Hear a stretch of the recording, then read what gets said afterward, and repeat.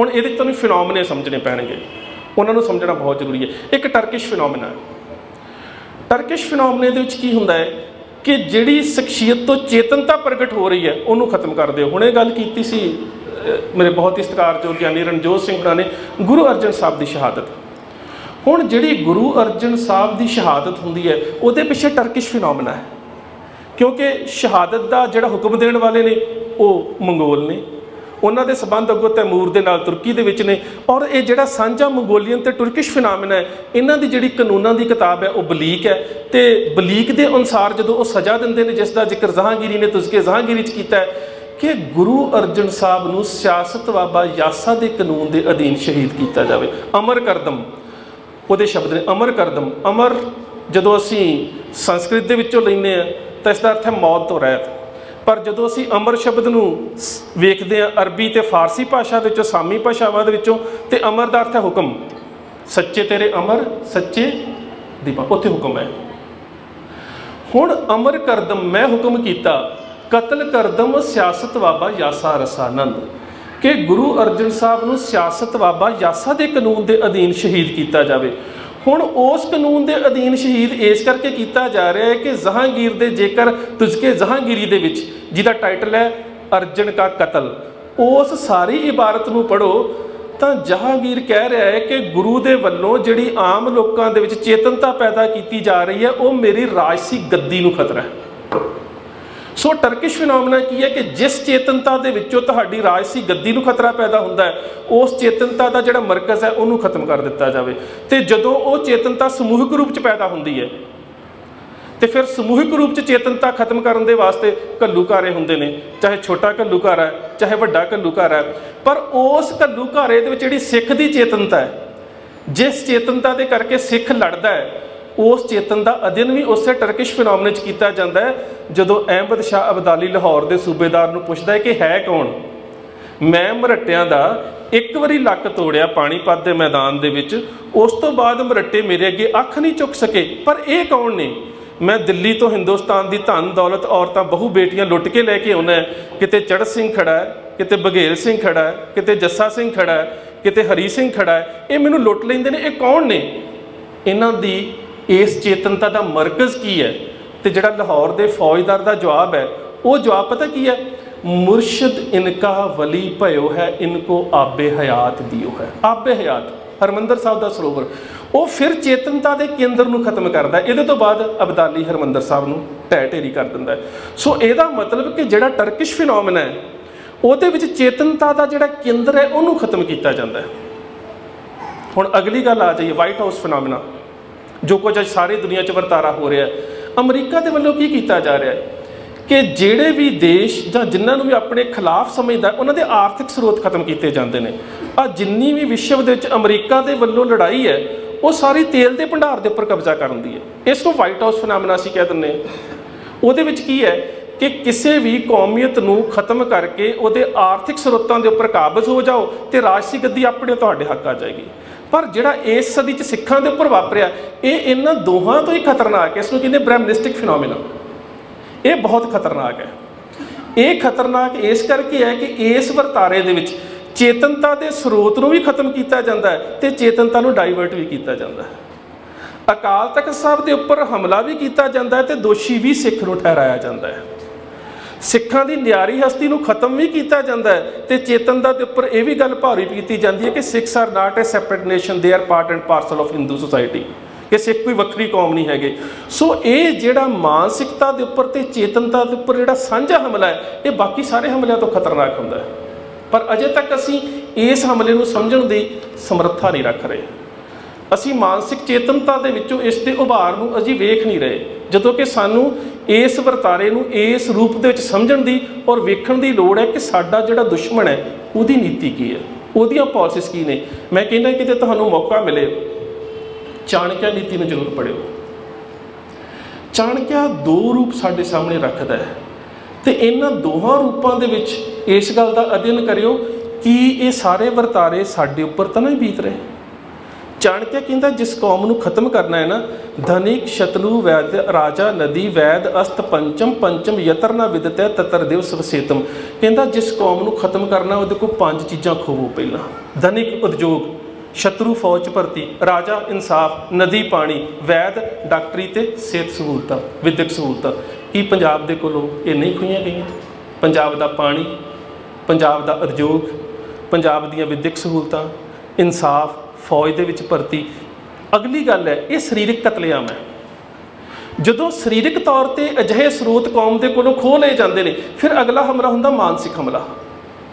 ਉਹ ਮਾਨਸਿਕ ਹਮਲੇ ਦੇ ਵਾਸਤੇ ਜਦੋਂ ਆਪਣੀ ਉਮਤ ਨੂੰ ਤਿਆਰ ਕਰਦਾ ਤੈਨੂੰ ਕੁਝ ਇੰਸਟਰਕਸ਼ਨਸ ਦਿੰਦਾ ਹੈ। ਉਹ ਕਹਿੰਦਾ ਮਾਤ ਸ਼ਤਰੂ ਪਿਤਾ ਵੈਰੀ ਯੈਨ ਬਾਲਕ ਨਾ ਪਠਤ ਨਾ ਸੋਭ ਤੇ ਸਭਾ ਮਦ ਤੇ ਹੰਸ ਮਦ ਤੇ ਬਕੋ ਯਥਾ। ਉਹ ਕਹਿੰਦਾ ਹੈ ਕਿ ਫਿਰ ਜਿਸ ਵਿਰੋਧੀ ਕੌਮ ਦੀ ਚੇਤਨਤਾ ਨੂੰ ਖਤਮ ਕਰਨਾ ਹੈ, ਉਸ ਕੌਮ ਦੀ ਚੇਤਨਤਾ ਦੇ ਉੱਪਰ ਆਪਣੀ ਚੇਤਨਤਾ ਨੂੰ ਭਾਰਾ ਕਰੋ, ਪਰ ਆਪਣੀ ਚੇਤਨਤਾ ਦਾ ਫੈਲਾਅ ਉਹਨਾਂ ਲੋਕਾਂ ਦੇ ਰਾਹੀਂ ਕਰੋ ਜਿਹੜੇ ਉਹਨਾਂ ਦੇ ਸਰੂਪ ਦੇ ਵਿੱਚ ਵਿਚਰਦੇ ਹੋਣ। ਹੁਣ ਇਸ ਗੱਲ ਨੂੰ ਸਮਝਿਓ, ਕਿਸੇ ਵੀ ਘੱਟ ਗਿਣਤੀ ਕੌਮ ਦੇ ਉੱਪਰ ਆਪਣੀ ਚੇਤਨਤਾ ਦਾ ਪੱਖ ਭਾਰਾ ਕਰੋ, ਪਰ ਪੱਖ ਭਾਰਾ ਕਰਨ ਦੇ ਵਾਸਤੇ ਉਹਨਾਂ ਲੋਕਾਂ ਦੀ ਵਰਤੋਂ ਕਰੋ ਜਿਨ੍ਹਾਂ ਦਾ ਰੂਪ ਉਸ ਕੌਮ ਵਾਲਾ ਹੋਵੇ। ਕੀ ਇਹ ਵਰਤਾਰਾ ਨਹੀਂ ਵਾਪਰ ਰਿਹਾ?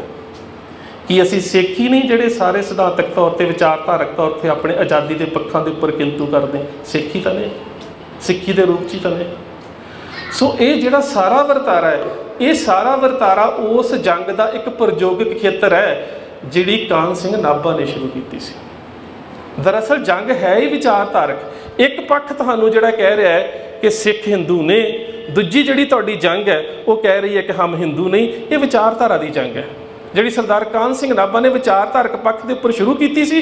ਤੁਸੀਂ ਉਹਨੂੰ ਪ੍ਰਯੋਗਿਕ ਰੂਪ ਦੇ ਵਿੱਚ ਜੂਨ 84 ਦੇ ਘੱਲੂਘਾਰੇ ਦੇ ਰੂਪ 'ਚ ਵੇਖਿਆ। ਉਹਦਾ ਜਿਹੜਾ ਨਤੀਜਾ ਸੀ ਤੁਸੀਂ ਜੂਨ 84 ਦੇ ਘੱਲੂਘਾਰੇ ਦੇ ਰੂਪ 'ਚ ਵੇਖਿਆ। ਸੋ ਇਸ ਸਾਰੇ ਵਰਤਾਰੇ ਨੂੰ ਅਸੀਂ ਇਹਨਾਂ ਦ੍ਰਿਸ਼ਟੀਕੋਣਾਂ ਤੋਂ ਵੇਖਣਾ ਹੈ। ਜੇਕਰ ਅਸੀਂ ਸਰਕਾਰ ਦੇ ਨਜ਼ਰੀਏ ਤੋਂ ਜਾਂ ਉਨੀ ਦ੍ਰਿਸ਼ਟੀਕੋਣਾਂ ਤੋਂ ਵੇਖਾਂਗੇ ਫਿਰ ਤਾਂ ਮਹਿਜ਼ ਸਾਡੇ ਸਾਹਮਣੇ ਜਵਾਬ ਬੜਾ ਹੈ ਜੀ ਅਸੀਂ ਹਥਿਆਰਬੰਦ ਸੰਘਰਸ਼ ਕੀਤਾ, ਸਰਕਾਰ ਨੂੰ ਖਤਮ ਕਰਨਾ ਪਿਆ। ਪਰ ਸੰਘਰਸ਼ ਦੇ ਕਾਰਨ ਕੀ ਸੀ? ਇਹ ਪ੍ਰਤੀਕਿਰਿਆ ਕਿਉਂ ਹੋਈ? ਅਸੀਂ ਉਹਨਾਂ ਕਾਰਨਾਂ ਦੀ ਖੋਜ ਕਰਨੀ ਹੈ। ਉਹਨਾਂ ਕਾਰਨਾਂ ਨੂੰ ਵੇਖਣਾ ਹੈ ਕਿ ਉਹ ਕਾਰਨਾਂ ਦਾ ਅਧਿਐਨ ਤਾਂ ਹੀ ਹੋ ਸਕਦਾ ਹੈ ਜੇ ਅਸੀਂ ਸਾਰੇ ਵਰਤਾਰੇ ਦਾ ਬਹੁ-ਦਿਸ਼ਾਵੀ ਚਿੰਤਨ ਕਰਾਂਗੇ। ਅਤੇ ਕਈ ਵਾਰੀ ਇਹ ਸਵਾਲ ਵੀ ਪੈਦਾ ਹੋ ਜਾਂਦਾ ਹੈ ਕਿ ਜੇਕਰ ਦਰਬਾਰ ਸਾਹਿਬ ਦੀ ਜਗ੍ਹਾ ਇਸ ਜੰਗ ਦਾ ਮਰਕਜ਼ ਕਿਸੇ ਹੋਰ ਜਗ੍ਹਾ ਨੂੰ ਬਣਾਇਆ ਜਾਂਦਾ ਸ਼ਾਇਦ ਨੁਕਸਾਨ ਨਾ ਹੁੰਦਾ। ਹੁਣ ਇਹ ਸਵਾਲ ਤਾਂ ਜਾਇਜ਼ ਹੈ ਜੇਕਰ ਉੱਥੇ ਨੁਕਸਾਨ ਕਰਨ ਦੇ ਸਮੇਂ ਸਰਕਾਰ ਨੇ ਕਿਸੇ ਤਰ੍ਹਾਂ ਦੀ ਕੋਈ ਢਿੱਲ ਵਰਤੀ ਹੋਵੇ ਕਿ ਨਹੀਂ ਜੀ ਅਸੀਂ ਤਾਂ ਸਿਰਫ ਫੋਰਟੀਫਿਕੇਸ਼ਨ ਕੀਤੀ ਸੀ, ਅਸੀਂ ਤਾਂ ਬਲੌਕੇਡ ਕੀਤਾ, ਅਸੀਂ ਤਾਂ ਗੋਲੀ ਚਲਾਈ ਨਹੀਂ। ਫਿਰ ਤੁਸੀਂ ਉਸ ਗੱਲ ਨੂੰ ਮੰਨ ਲਓ ਕਿ ਜਿਹੜੀ ਉਹ ਸਿੱਖਾਂ ਦੀ ਧਾਰਮਿਕ ਇਮਾਰਤ ਸੀ ਉਹ ਸਿੱਖ ਸਰਕਾਰ ਦੇ ਰਾਹ ਦਾ ਰੋੜਾ ਬਣੀ। ਪਰ ਇਹ ਤੁਸੀਂ ਵੇਖ ਲਓ ਕਿ ਬ੍ਰਿਗੇਡੀਅਰ ਬਲ ਸਾਹਿਬ ਨੇ ਬੜਾ ਵਧੀਆ ਅਧਿਐਨ ਕੀਤਾ ਸੀ ਕਿ ਜਿੰਨੇ ਸਕੁਐਸ਼ ਹੈਡ ਸ਼ੈਲਸ, ਜਿੰਨੇ ਗੋਲੇ, ਜਿੰਨਾ ਅਸਲਾ ਇੱਕ ਛੋਟੀ ਜਿਹੀ ਇਮਾਰਤ ਦੇ ਉੱਪਰ ਵਰਤਿਆ ਗਿਆ ਹੈ, ਇੰਨਾ ਜ਼ਿਆਦਾ ਅਸਲਾ ਜਿਹੜਾ ਉਹ ਭਾਰਤੀ ਫੌਜ ਨੇ ਕਦੀ ਦੂਜੇ ਦੇਸ਼ ਦੇ ਨਾਲ ਜੰਗ ਦੇ ਦੌਰਾਨ ਵੀ ਨਹੀਂ ਵਰਤਿਆ। ਇਹਦਾ ਮਤਲਬ ਕਿ ਕਿਸੇ ਤਰ੍ਹਾਂ ਦਾ ਉੱਥੇ ਕੋਈ ਜਿਹਨੂੰ ਕਹਿ ਸਕਦੇ ਸੰਜਮ ਨਹੀਂ ਵਰਤਿਆ ਗਿਆ ਕਿ ਇਹ ਸਾਡਾ ਇੱਕ ਧਾਰਮਿਕ ਸਿੱਖਾਂ ਦਾ ਜਿਹੜਾ ਉਹ ਧਾਰਮਿਕ ਰਾਜਧਾਨੀ ਹੈ ਅਤੇ ਇਹਦੇ ਪ੍ਰਤੀ ਅਸੀਂ ਕੋਈ ਕਾਰਵਾਈ ਕਰਨ ਤੋਂ ਪਹਿਲਾਂ ਇਹਦੀ ਪਵਿੱਤਰਤਾ ਨੂੰ ਧਿਆਨ ਦੇ ਵਿੱਚ ਰੱਖੀਏ। ਇਵੇਂ ਦਾ ਕੋਈ ਪੈਰਾਮੀਟਰ ਤੇ ਅਡਾਪਟ ਹੀ ਨਹੀਂ ਕੀਤਾ ਗਿਆ। ਫਿਰ ਇਹ ਜੰਗ ਕਿਤੇ ਵੀ ਹੁੰਦੀ ਇਹ ਵਰਤਾਰਾ ਇਹੀ ਹੋਣਾ ਸੀ। ਪਰ ਜੇਕਰ ਇਹ ਜੰਗ ਕਿਸੇ ਹੋਰ ਜਗ੍ਹਾ ਦੇ ਉੱਪਰ ਹੁੰਦੀ ਤਾਂ ਮੀਰੀ ਤੇ ਪੀਰੀ ਦੇ ਸੰਕਲਪ ਦੇ ਵਿੱਚੋਂ ਜਿਹੜੀ ਤੁਹਾਡੀ ਕਿਸੇ ਜ਼ੁਲਮੀ ਤਖਤ ਦੇ ਨਾਲ ਜੰਗ ਹੈ ਉਹਦਾ ਵਿਚਾਰਧਾਰਕ ਪੱਖ ਸਾਹਮਣੇ ਨਹੀਂ ਸੀ ਆਉਣਾ। ਇਸ ਕਰਕੇ ਇਸ ਜੰਗ ਦੇ ਵਾਸਤੇ, ਇਸ ਮੋਰਚੇ ਦੇ ਵਾਸਤੇ ਜਦੋਂ ਕਿਸੇ ਤੁਸੀਂ ਜ਼ੁਲਮੀ ਤਖਤ ਨੂੰ ਵੰਗਾਰ ਦੇਣੀ ਹੁੰਦੀ ਹੈ ਤਾਂ ਕੁਦਰਤੀ ਉਸ ਤਖਤ ਨੂੰ ਹੀ ਚੁਣਿਆ ਜਾਂਦਾ ਹੈ ਜਿਹੜਾ ਤੁਹਾਡੀ ਕੌਮ ਦੀ ਰਾਜਸੀ ਤੌਰ 'ਤੇ ਨੁਮਾਇੰਦਗੀ ਕਰਦਾ ਹੋਵੇ। ਅਗਲੀ ਗੱਲ, ਵਕਤ ਮੈਂ ਥੋੜ੍ਹਾ ਜ਼ਿਆਦਾ ਲੈ ਗਿਆ ਜੀ, ਸਮਾਪਤੀ ਵਾਸਤੇ 2-4 ਮਿੰਟ ਦਾ ਹੋਰ ਲਊਂਗਾ। ਅਗਲੀ ਗੱਲ, ਸੰਤ ਜਰਨੈਲ ਸਿੰਘ ਦੀ ਸ਼ਹਾਦਤ ਇੱਕ ਬੜੀ ਅਹਿਮ ਗੱਲ ਹੈ। ਮੈਂ ਆਰੰਭ ਦੇ ਵਿੱਚ ਇੱਕ ਗੱਲ ਕੀਤੀ ਸੀ ਕਿ ਬਾਬਾ ਬੰਦਾ ਸਿੰਘ ਬਹਾਦਰ ਦਾ ਦ੍ਰਿਸ਼ਟਾਂਤ, ਬਿਰਤਾਂਤ ਔਰ ਦਿਖਾਂਤ ਬੜਾ ਸਾਂਝਾ ਹੈ।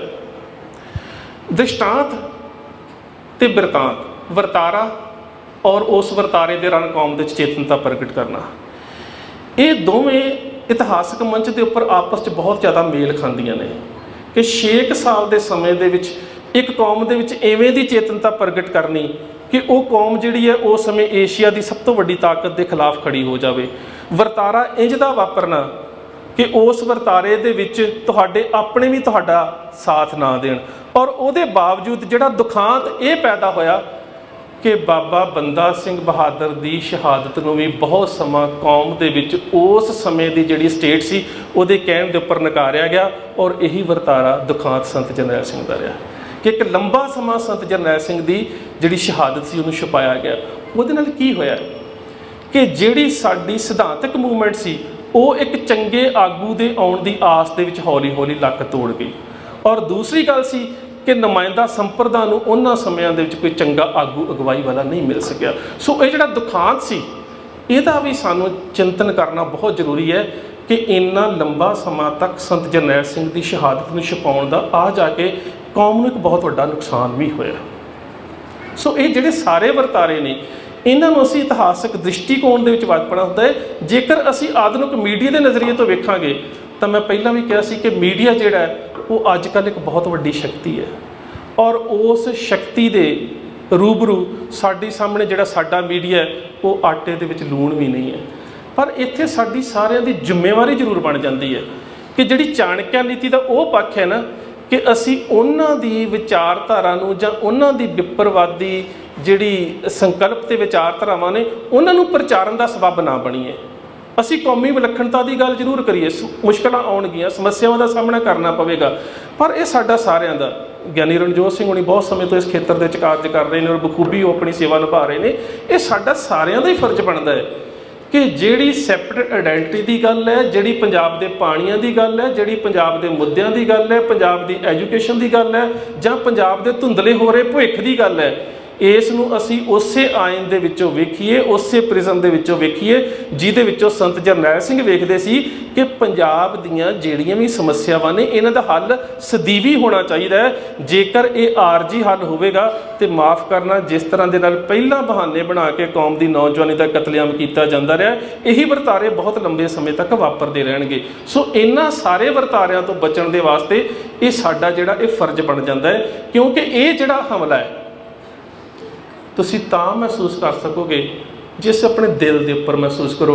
गुरदर्शन सिंह ढिल्लों होना ने एक सैमीनार के दौरान बहुत प्यारी गल कही सी कि सिख शिद्दत के नाल इनू तां महसूस करेगा जेकर दरबार साहब के उपर हमले नूं समझेगा कि attack on heart of Sikhism, सिखी के दिल के उपर हमला, क्योंकि दिल ने ही शरीर के विच खून का जिहड़ा रक्त प्रवाह है वह कारज करना हुंदा है। तो जिहड़ा साडा दरबार साहब है इन्हें धर्म ते राजनीति का प्रवाह कौमीयत च करना है। और ये उपर होए हमले ने तुहानूं दिल ते हमले वांगू लैना पवेगा कि जे सारी कौम एक शरीर है तो हरमंदर साहब उसका दिल है। और दिल दे विच उहदी अहमियत ये है कि हरमंदर साहब दरबार साहब पहला साडा वो केंद्रीय स्थान है जिथे शब्द गुरु नूं स्थापित किया गया। और जिहड़ा शब्द गुरु स्थापित किया गया बेशक सारा जिहड़ा उसका भाव अर्थ जां उहदा संदेश और रूहानी मंडल दे विच है, पर जिहड़े राजसी संकेत इस दी गुरता गद्दी दे बारे ने जां गुरु ग्रंथ साहब की स्थापना के बारे ने वो विचारना जरूर पवेगा कि बाकी धर्म ग्रंथां दे कोल बेशक गुरु पदवी भी नहीं है, पर ये जलाल भी नहीं है जिन्हों असीं कहने सच्चा तेरा दरबार, सच्चा तुद तख्त, सिरशाह पातशाह निहचल चवर छत। दरबार लगना, तखत होना, गुरु का तखत ते विराजमान होना, उपर छतर झूल रहा होना, चौर हो रहा होना, ये सारिया राजसी निशानियां ने, धार्मिक निशानियां नहीं। इस करके असीं ये वेखना है कि सिखां दे विच स्पिरिचुअलिटी ते अंपीरियलिज्म, राज और जोग, यदि विचारधारा नूं वख करके नहीं वेख्या जा सकता। यही साडा भगती और शक्ति का जिहड़ा स्वरूप है। और भगती ते शक्ति के स्वरूप के उपर जिहड़ा हमला है वो सानूं सिੱਖੀ दे दिल के उपर हमले के रूप च रहना पवेगा। वक्त काफ़ी ज़्यादा लै गया, खिमा दा जाचक हाँ। इन्नियां बेनतियां प्रवान प्रबंधक साहबान का बहुत बहुत धन्यवाद। फतेह की सांझ करिए जी। वाहिगुरू जी का खालसा, वाहिगुरू जी की फतेह।